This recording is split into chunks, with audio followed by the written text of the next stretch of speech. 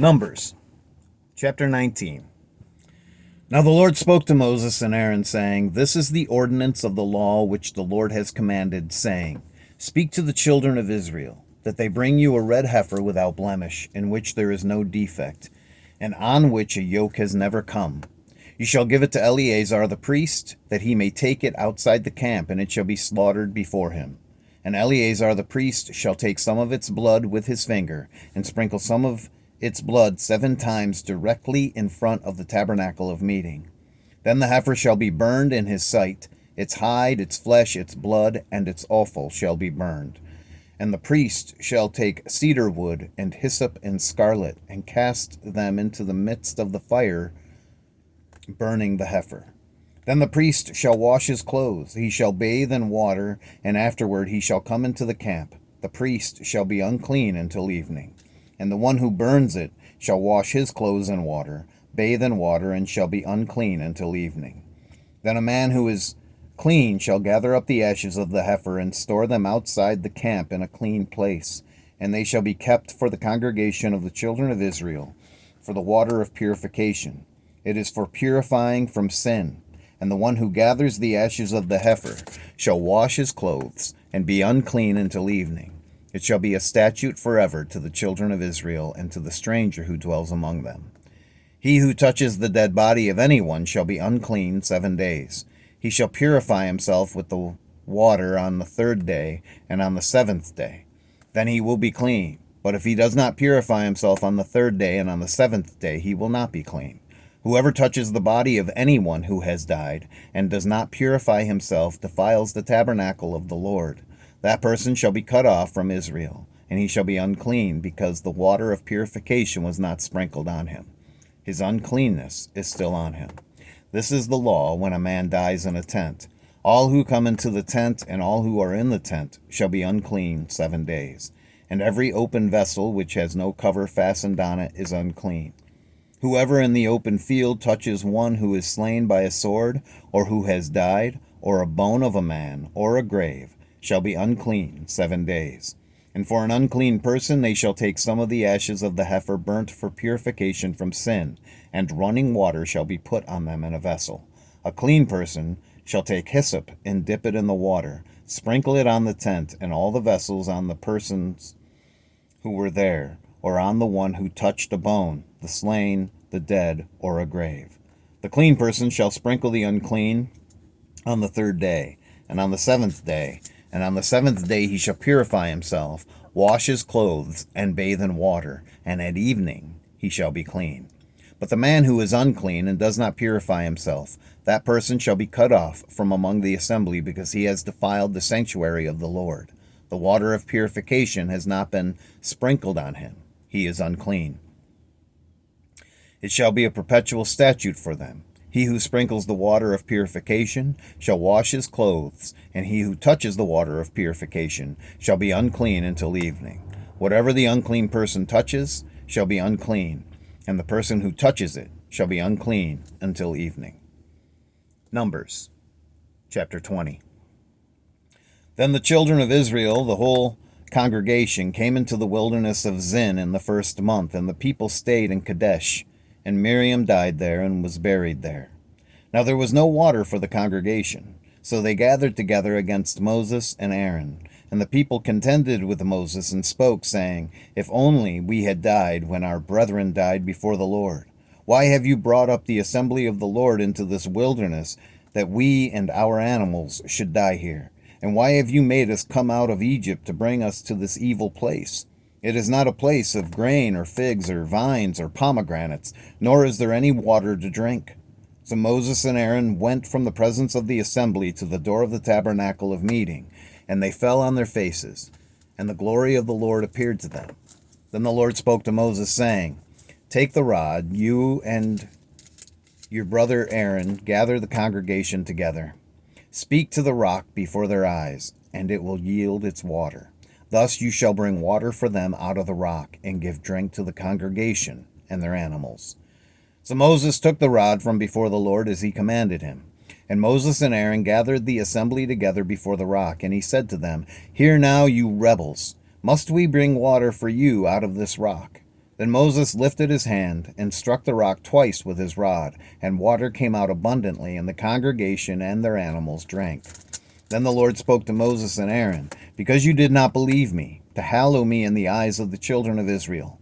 Therefore you shall not bring this assembly into the land which I have given them.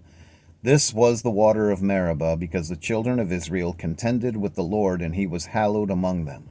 Now Moses sent messengers from Kadesh to the king of Edom. Thus says your brother Israel, you know all the hardship that has befallen us, how our fathers went down to Egypt, and we dwelt in Egypt a long time. And the Egyptians afflicted us and our fathers. When we cried out to the Lord, he heard our voice and sent the angel, and brought us up out of Egypt. Now here we are in Kadesh, a city on the edge of your border. Please, let us pass through your country.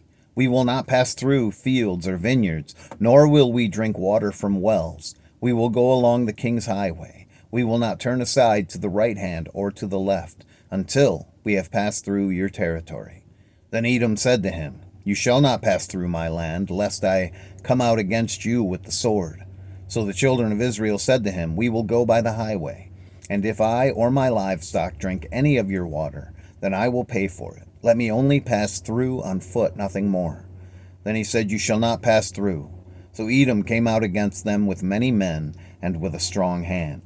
Thus Edom refused to give Israel passage through his territory. So Israel turned away from him.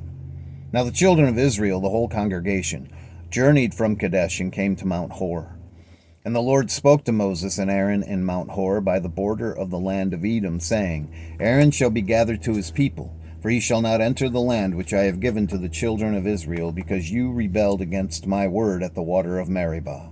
Take Aaron and Eleazar his son, and bring them up to Mount Hor, and strip Aaron of his garments, and put them on Eleazar his son, for Aaron shall be gathered to his people, and die there.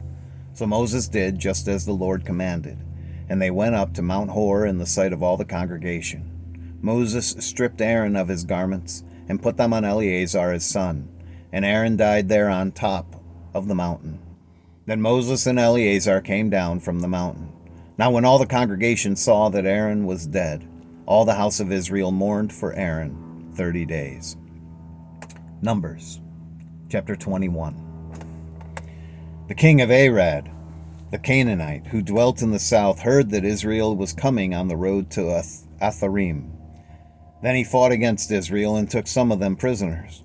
So Israel made a vow to the Lord and said, if you will indeed deliver this people into my hand, then I will utterly destroy their cities. And the Lord listened to the voice of Israel and delivered up the Canaanites, and they utterly destroyed them and their cities. So the name of that place was called Hormah. Then they journeyed from Mount Hor by the way of the Red Sea to go around the land of Edom, and the soul of the people became very discouraged on the way. And the people spoke against God and against Moses. Why have you brought us up out of Egypt to die in the wilderness? For there is no food and no water, and our soul loathes this worthless bread. So the Lord sent fiery serpents among the people, and they bit the people, and many of the people of Israel died. Therefore the people came to Moses and said, we have sinned, for we have spoken against the Lord and against you. Pray to the Lord that he take away the serpents from us. So Moses prayed for the people.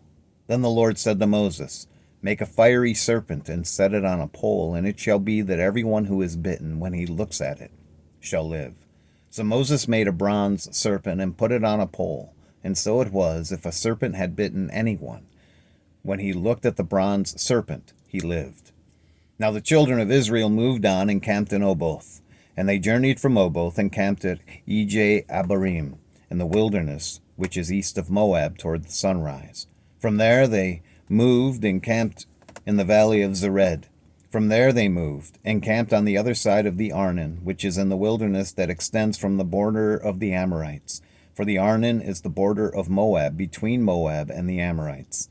Therefore it is said in the book of the wars of the Lord, Wahib in Suphah, the brooks of the Arnon, and the slope of the brooks that reaches to the dwelling of Ar, and lies on the border of Moab. From there they went to Beer, which is the well, where the Lord said to Moses, gather the people together, and I will give them water. Then Israel sang this song, Spring up, O well, all of you sing it. The well the leaders sank, dug by the nation's nobles, by the lawgiver, with their staves. And from the wilderness they went to Matana, from Matana to Nahalel, from Nahalel to Bamoth, and from Bamoth in the valley that is in the country of Moab to the top of Pisgah, which looks down on the wasteland. Then Israel sent messengers to Sihon, king of the Amorites, saying, Let me pass through your land. We will not turn aside into fields or vineyards. We will not drink water from wells. We will go by the king's highway until we have passed through your territory. But Sihon would not allow Israel to pass through his territory. So Sihon gathered all his people together and went out against Israel in the wilderness, and he came to Jahaz and fought against Israel. Then Israel defeated him with the edge of the sword and took possession of his land from the Arnon to the Jabbok, as far as the people of Ammon. For the border of the people of Ammon was fortified. So Israel took all these cities, and Israel dwelt in all the cities of the Amorites, and Heshbon and in all its villages. For Heshbon was the city of Sihon, king of the Amorites, who had fought against the former king of Moab, and had taken all his land from his hand as far as the Arnon. Therefore those who speak in Proverbs say, Come to Heshbon, let it be built, let the city of Sihon be repaired. For fire went out from Heshbon, a flame from the city of Sihon. It consumed Ar of Moab, the lords of the heights of the Arnon. Woe to you, Moab! You have perished, O people of Chemosh. He has given us sons as fugitives, and his daughters into captivity, to Sihon, king of the Amorites. But we have shot at them. Heshbon has perished, as far as Dibon. Then we laid waste as far as Nophah, which reaches to Meribah. Thus Israel dwelt in the land of the Amorites. Then Moses sent to spy out Jazer. And they took its villages and drove out the Amorites who were there. And they turned and went up by the way to Bashan. So Og, king of Bashan, went out against them, he and all his people, to battle at Adriai. Then the Lord said to Moses, Do not fear him, for I have delivered him into your hand, with all his people and his land. And you shall do to him as you did to Sihon, king of the Amorites, who dwelt at Heshbon. So they defeated him, his sons and all his people, until there was no survivor left him, and they took possession of his land. God bless the reading of his word today.